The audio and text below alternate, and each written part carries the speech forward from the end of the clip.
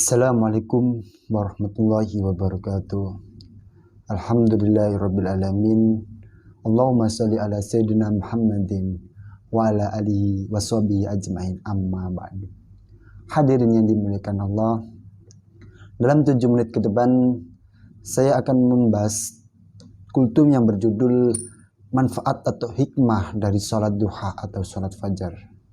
Dan dalam pembahasan ini saya mengambil referensi dari buku yang berjudul Mukjizat Sholat Duha. Untuk selanjutnya pembahasan dengan materi. Sholat duha merupakan sholat sunnah muakkad. Sholat duha sering dikatakan sebagai sholat awabin dalam beberapa hadis. Dengan sholat duha banyak sekali manfaat yang dapat kita dapatkan di balik pahala sholat duha. Di antaranya dapat mempermudah rezeki, memberikan kesehatan, dan lain sebagainya. Sholat duha itu sendiri merupakan sholat yang dianjurkan oleh Nabi Muhammad SAW. Maka bagi kita seorang muslim sudah semestinya menjalankan anjuran-anjuran yang telah diberikan oleh Nabi kita. Selanjutnya, waktu sholat duha itu sendiri menurut Quraisy dalam alim bahwa waktu sholat duha adalah waktu ketika matahari mulai merayap naik meninggalkan tempat dari terbitnya, hingga ia tampak membayang sampai menjelang tengah hari. Ar-Rahbawi menjelaskan bahwa waktu sholat duha dimulai sejak matahari sudah naik kira-kira sepenggalah sampai dengan tergelincir, tapi yang paling utama dikerjakan sesudah lewat seperempat siang hari. Hal ini didasarkan pada hadis dari Zaid bin Arqam sebagai berikut, yang artinya sholat awabiin, orang-orang yang kembali kepada Allah atau bertaubat, adalah ketika anak unta mulai kepanasan. Hadis riwayat Ahmad, Muslim, dan Tirmidzi. Selanjutnya, bolehkah melakukan sholat duha secara berjamaah? Mayoritas ulama berpendapat bahwa sholat sunnah boleh dilakukan secara berjamaah ataupun sendiri. Karena Nabi Muhammad SAW pernah melakukan sholat dengan kedua cara ini. Namun beliau lebih sering melakukan sholat sunnah secara sendirian. Menurut riwayat Ibn bin Malik yang dijelaskan dalam Fathul Bari, beliau berkata bahwa Rasulullah SAW pernah sholat duha di rumahnya. Lalu para sahabat berada di belakang beliau, Rasulullah SAW. Lalu mereka mengikuti sholat yang Rasulullah SAW lakukan. Berikut keutamaan dan rahasia atau manfaat dari sholat duha bagi yang mengerjakan itu sendiri. Yang pertama, dibuatkan istana di surga. Nabi Muhammad SAW dalam hadis riwayat Tirmidzi dan Ibnu Majah bersabda mengenai keutamaan sholat duha 12 rakaat. Bagi yang mengerjakan akan diberikan Allah Subhanahu wa Ta'ala istana di surga. Allah Subhanahu wa Ta'ala berkata, barang siapa yang melakukan sholat duha 12 rakaat, akan saya buatkan untuknya istana di surga.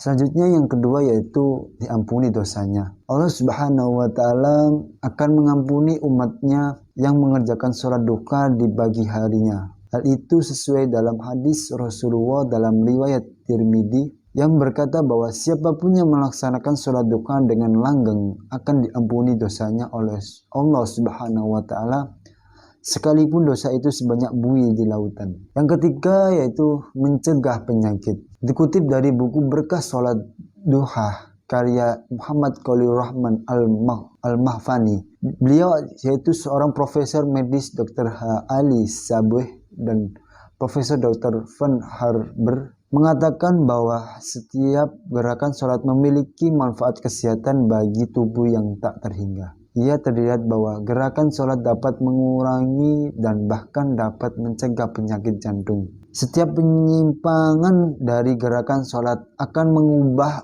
fungsi dan manfaat yang ada. Dan dalam syariat, hal itu tidak dibenarkan. Yang selanjutnya yaitu yang keempat, manfaat sholat duha untuk rezeki. Manfaat sholat duha untuk rezeki dalam hadis riwayat Tirmidzi, Rasulullah SAW bersabda, sesungguhnya Allah Ta'ala berfirman, wahai anak Adam, bersolatlah untukku 4 rakaat pada permulaan siang. Niscaya akan aku cukupi kebutuhanmu pada sore harinya. Yang selanjutnya yaitu yang kelima, waktu terbaik untuk berdoa. Anas bin Malik radhiyallahu anhu berkata, saya melihat Rasulullah SAW pada waktu berpergian melakukan sholat duha sebanyak 8 rakaat. Setelah selesai beliau bersabda, sungguhnya saya sholat penuh dengan harapan dan kecemasan. Saya memohonkan kepada Allah 3 hal. Lalu dikabulkannya 2 dan ditolak yang satunya. Saya mohon supaya umatku jangan diuji dengan musim paceklik, dan ini dikabulkan. Saya memohon pula agar umatku tidak dapat dikalahkan oleh musuhnya, dan ini pun dikabulkan oleh Allah. Lalu saya mohon agar umatku jangan sampai terpecah belah menjadi beberapa golongan, dan ditolaknya oleh Allah Subhanahu wa taala. Hadis riwayat Ahmad, An-Nasai, Al-Hakim, dan Ibnu Khuzaimah. Dan selanjutnya yaitu yang ke-6, yaitu dapat pahala secara umroh. Dikutip dari buku Rahasia Kedahsyatan Sholat Sunnah Setahun Penuh oleh Ustadz Muhammad Kamaluddin. Beliau bersabda berdasarkan Sahih Al-Jami nomor 6346, barang siapa yang mengerjakan sholat fajar atau subuh berjamaah, kemudian ia duduk mengingat Allah hingga terbit matahari, lalu ia sholat 2 rakaat yaitu sholat duha, ia mendapatkan pahala seperti pahala haji dan umrah yang sempurna. Yang selanjutnya yang ke-7 yaitu sedekah untuk seluruh tubuh. Dalam hadis riwayat Ahmad, Muslim, dan Abu Daud dari Abu Dzar Al-Ghifari menyebutkan sholat duha merupakan ganti dari sedekah seluruh ruas tubuh.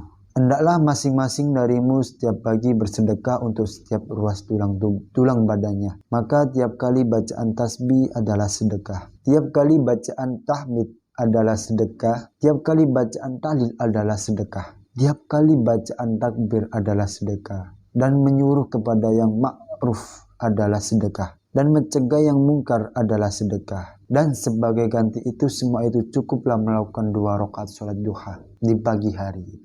Yang selanjutnya mendapat keuntungan yang besar.